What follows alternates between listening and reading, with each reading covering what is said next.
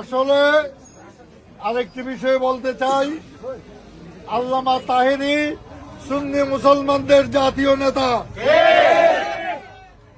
জাতীয় নির্বাচন একটা, স্থানীয় নির্বাচন আরেকটা। বাংলাদেশের সংবিধানে স্থানীয় নির্বাচনের জন্য শর্ত হলো তিনি নির্বাচিত এলাকার ভোটার হতে হবে, আর জাতীয় নির্বাচনে জাতীয় নেতারা সারা দেশে নির্বাচন করবেন।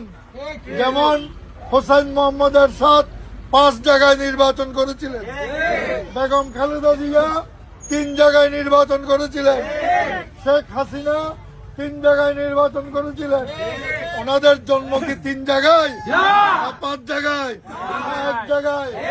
তারা জাতীয় নেতা, তারা সারা দেশে নির্বাচন করবেন, এটাই সংবিধানের সিদ্ধান্ত। এই সিদ্ধান্তকে সামনে রেখে তাহেরি সাহেব বাংলাদেশের যে কোনো জায়গায় নির্বাচন করবেন, কারণ তিনি সুন্নি মুসলমানদের জাতীয় নেতা। জাতীয় নেতারা সর্বত্র জাতীয় নির্বাচনে অংশগ্রহণ করতে পারে।